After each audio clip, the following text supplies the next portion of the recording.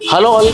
47 సంవత్సరాలుగా ఉన్నటువంటి Islamic rule ఇప్పుడు ఒక రెజీమ్ చేంజ్ కోసం ఇరాన్ రెడీగా ఉందా అని ఎస్ అని చెప్తున్నాయి అన్ని వర్గాలు.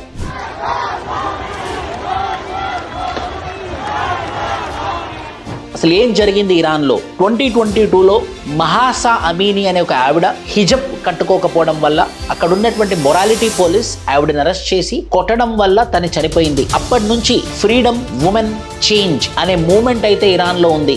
ఆ తరుణంలోనే ఉన్నటువంటి ఇబ్రహీం రైజ్ అనే ప్రెసిడెంట్ చనిపోవడం, మసూద్ పేష్ఖాయిన్ అనే కొత్త ప్రెసిడెంట్ రావడము, ఆ కొత్త ప్రెసిడెంట్ నేను ఖచ్చితంగా మార్పులు తీసుకొస్తానని ప్రామిస్ చేయడము, ఈ సందర్భంలో ఉన్నటువంటి supreme leader of Iran Ayatollah Khomeini ఏదేమైనా కూడా ఇస్లామిక్ రూల్ షరియా రూల్ ఖచ్చితంగా ఇంప్లిమెంట్ చేయాల్సిందే, ఎవరైనా సరే షరియాకి అగెన్స్ట్ పోవద్దని చెప్పి అయతుల్లా ఖొమైనీ చెప్పడం వల్ల ముఖ్యంగా ఉమెన్లో అయితే ఒక డిస్కంటెంట్ డిస్హ్యాపీనెస్ అయితే ఉంది.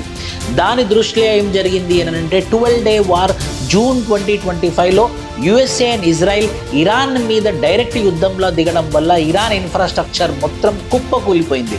ఆ దెబ్బకి అక్కడ ఉన్నటువంటి ఇన్ఫ్రాస్ట్రక్చర్ ఎకానమీ కొలాప్స్ అవ్వడం వల్ల హైపర్ ఇన్ఫ్లేషన్, ఫర్ ఎగ్జాంపుల్ $1 14 లక్షల రియాల్గా మారిందనమాట.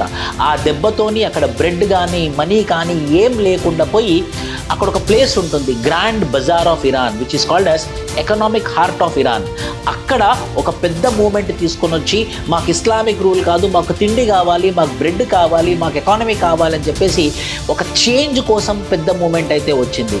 ఈ తరుణంలోనే ఒక 12 రోజుల నుంచి ఒక మహా వాతావరణం ఇరాన్లో ఏర్పడి ప్రజలందరూ రోడ్డు మీదకి వచ్చి రెజీమ్ చేంజ్ అని అంటున్నారు అనమాట. ఈ తరుణంలో డిజిటల్ ఐరన్ కర్టన్ అంటే మొత్తం ఇంటర్నెట్ షట్ డౌన్, ఒక 45 మందిని చంపేశారు. యుఎస్ ఏమంటుందనంటే ఖచ్చితంగా మీరు అయతుల్లా ఖొమైనీ ప్రజల మీద కనుక యుద్ధం ప్రకటిస్తే మేము ఊరుకోము, ఖచ్చితంగా రెజీమ్ చేంజ్ తీసుకొస్తామని చెప్పడం వల్ల ఒక పెద్ద రెజీమ్ చేంజ్ అయితే రాబోతుందని ఖచ్చితంగా మనం ఊహించగలము ఇరాన్లో. Thank you.